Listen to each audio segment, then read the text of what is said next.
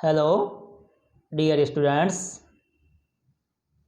इस video lecture में हम पोरेला में स्पोरोफाइट के डेवलपमेंट का अध्ययन करेंगे। डियर स्टूडेंट्स, आप जानते हो कि पोरेला के मेल प्लांट की एंथेरिडियल ब्रांचेज पर स्थित एंथेरिडियम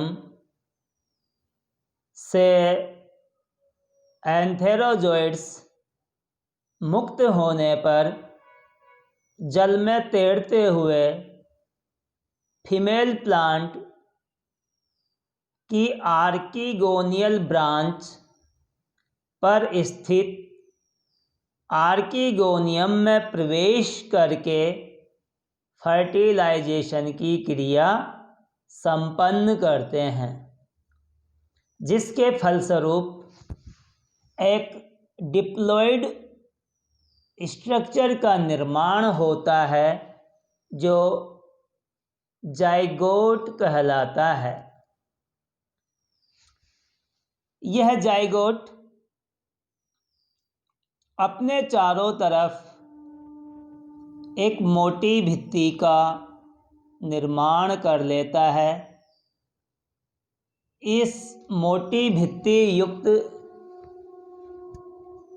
डिप्लॉइड स्ट्रक्चर को अब oospore कहा जाता है। यह जाइगोट या oospore अब अपने आकार में वृद्धि करता है और आकार में वृद्धि करके आर्किगोनियम की अंडधा की संपूर्ण कैविटी को घेर लेता है।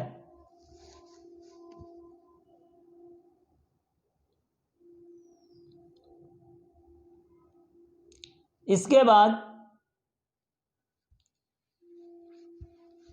जाइगोट में, जैसे ये जाइगोट था, इस जाइगोट में प्रथम विभाजन इस प्रकार से ट्रांसवर्स भित्ति द्वारा होता है, जिससे एक कोशिका नीचे की तरफ अर्थात अंडधा के आधार की तरफ बनती है, जिसे हाइपोबेसल सेल कहा जाता है, तथा इसके ऊपर की तरफ यानी आर्किगोनियम की नेक की तरफ बनने वाली कोशिका एपीबेसल कोशिका कहलाती है।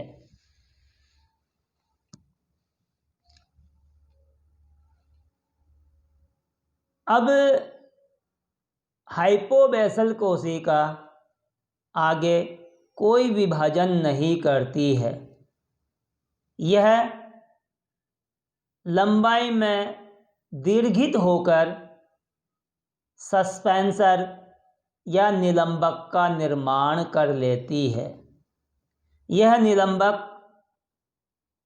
हुस्टोरियम यानी चूषकांग के रूप में कार्य करता है एवं गेमिटोफिटिक प्लांट बॉडी से जल, खनिज लवण एवं भोजन अवशोषित करके विकसित हो रहे स्पोरोफाइट को प्रोवाइड कराता रहता है। स्पोरोफाइट का संपूर्ण विकास एपीबेसल कोशिका के डिवीजन से होता है।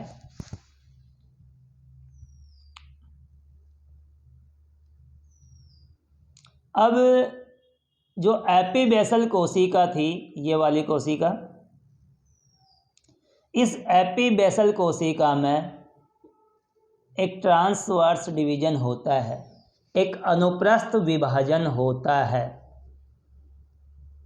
जिससे दो कोशिकाएं निर्मित हो जाती है। ये दो कोशिकाएं एपीबेसल कोशिका के ट्रांसवर्स डिवीजन से बनी है, और ये हाइपोबेसल कोशिका थी नीचे वाली, जिसने सस्पेंसर का निर्माण, निलंबक का निर्माण कर लिया है। अब एपीबेसल कोशिका से निर्मित हुई ये दोनों कोशिकाएं ट्रांसवर्स एवं वर्टिकल, अनुप्रस्थ एवं उदग्र रूप से अनियमित रूप से विभाजन करती है, और जिसके फलस्वरूप कोशिकाओं का एक अनियमित और अविभेदित पुंज का निर्माण कर लेती है। यही अविभेदित और अनियमित कोशिकीय पुंज संपूर्ण स्पोरोफाइट का निर्माण करता है। देखते हैं आगे क्या होता है। अब जो ये कोशिकीय पुंज बना था, इस कोशिकीय पुंज के में ऊपर के तरफ वाली कोशिकाएं, जो मैंने यहाँ पर रेड सर्किल के अंदर की तरफ कोशिकाएं इंडिकेट की है, इन कोशिकाओं की परिधीय कोशिकाओं में जो कोशिकाएं इस पुंज में ऊपर की तरफ एवं परिधि की तरफ है, उनमें पेरिक्लाइनल यानी परिणतिक विभाजन होता है। परिणतिक विभाजन क्या होता है, देखिए, जैसे ये कोशिका थी, तो इस कोशिका में इस प्रकार से विभाजन हो, जिससे एक कोशिका अंदर की तरफ, ये कोशिका अंदर की तरफ, जबकि एक कोशिका बाहर की तरफ, ये कोशिका बाहर की तरफ बन रही है।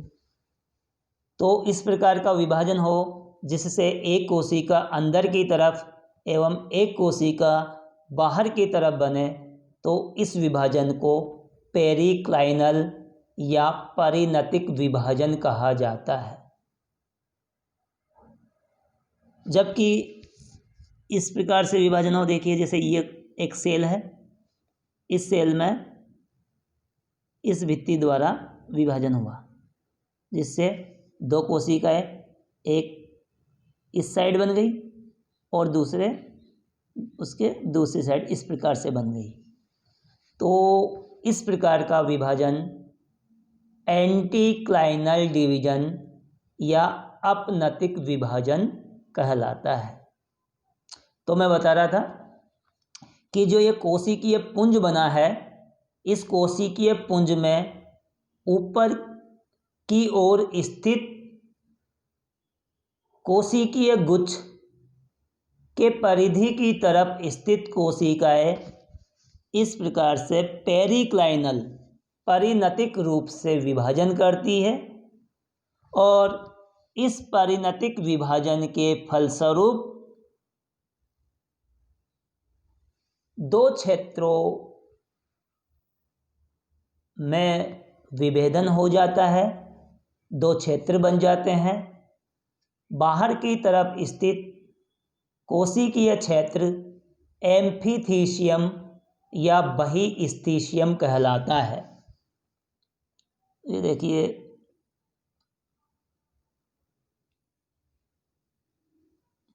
ये बाहर की तरफ बहिस्थिशियम बन गया, और बहिस्थिशियम द्वारा घिरा रहने वाला अंदर की तरफ स्थित कोशिकाओं का गुच्छ एंडोस्थिशियम या अंतःस्थिशियम कहलाता है। जो बाहर की तरफ एम्फीथीशियम बना था, यह एम्फीथीशियम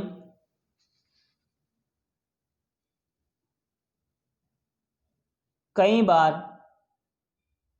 डिवीजन करता है और डिवीजन करके 2 से 3 स्तरीय कैप्सूल वॉल का निर्माण कर लेता है। देखिए यहाँ पर आपको ये स्पोरोफाइट दिखाया हुआ है। इस स्पोरोफाइट का ये कैप्सूल और ये कैप्सूल वाला रीजन है। इस कैप्सूल में ये वाली भित्ति देखिए, ये वाली भित्ति जिसको आप कैप्सूल वॉल के नाम से जानते हो, ये कैप्सूल वॉल है। तो इस कैप्सूल वॉल का निर्माण, ये कैप्सूल वॉल, इस कैप्सूल वॉल का निर्माण किससे होता है? एम्फीथीशियम की कोशिकाओं के विभाजन से होता है। और एम्फीथीशियम के अंदर स्थित जो कोशिकाएं थी, वो कोशिकाएं आर्कीस्पोरियम यानी प्रप्रसूतक के रूप में कार्य करेगी। ये कोशिकाएं प्रप्रसूतक के रूप में यानी आर्कीस्पोरियम के रूप में काम करेगी। आर्कीस्पोरियम बार बार विभाजन करके कई सारी कोशिकाएं बना लेगा। इन कोशिकाओं को स्पोरोजीनस टिश्यू यानी बीजाणुजन उत्तक कहा जाता है। बीजाणुजन उत्तक की कोशिकाएं अब 2 प्रकार की कोशिकाओं में विभेदित हो जाती है। एक प्रकार की कोशिकाएं हैं स्पोर मदर सेल्स और दूसरे प्रकार की कोशिकाएं हैं elater mother cells. Spore mother cells fertile होती है यानी उर्वर होती है और ये द्विगुणित होती है। ये कोशिकाएं अर्धसूत्री विभाजन द्वारा विभाजित होकर अगुणित बीजाणुओं का निर्माण कर लेती है तथा इलेटर मदर सेल्स में कोई विभाजन नहीं होता है और ये कोशिकाएं दीर्घित होकर के इलेटर्स का निर्माण कर लेती है। हम इलेटर्स के बारे में पिछले वीडियो लेक्चर में पढ़ चुके हैं कि इनकी भित्ति पर 2 से 3 सर्पिलाकार स्थूलन बैंड पाए जाते हैं, थिकनिंग बैंड पाए जाते हैं। इस कारण ये हाइग्रोस्कोपिक मूवमेंट यानी आर्द्रताग्राही गति दर्शाते हैं और यह गति बीजाणुओं के परिकीर्णन में मदद करती है। तो इस प्रकार से पोरेला के स्पोरोफाइट के कैप्सूल का निर्माण हो गया, जिसमें कैप्सूल की वॉल बन गई, इलेटर बन गए और स्पोर्स बन गए। अब स्पोरोफाइट का फुट और सीटा वाला भाग बचा। तो इसके फुट और सीटा वाला जो भाग है वह जो ये एम्ब्रियो बना था, इस एम्ब्रियो के इस आधारीय भाग से होता है। इस वाले भाग से तो कैप्सूल निर्माण हो गया था, जिसमें एम्फीथीशियम से कैप्सूल की वॉल बनी थी। एंडोथीशियम ने आर्कीस्पोरियम के रूप में काम किया। आर्कीस्पोरियम से बाद में विभाजन हुआ और जिसके फलस्वरूप स्पोरोजीनस टिश्यू बना। स्पोरोजीनस टिश्यू की कुछ कोशिकाओं ने स्पोर मदर सेल के रूप में एवं कुछ कोशिकाओं ने इलेटर मदर सेल के रूप में काम किया। स्पोर मदर सेल से स्पोर्स बने, इलेटर मदर सेल से इलेटर बन गया। और एम्ब्रियो के इस नीचे वाले भाग से फुट एवं सीटा का निर्माण हो जाता है। इस प्रकार से पोरेला में यह पूर्ण विकसित स्पोरोफाइट का डेवलपमेंट कंप्लीट होता है। अब इस संपूर्ण डेवलपमेंट को शॉर्ट में एक बार फिर से समझते हैं।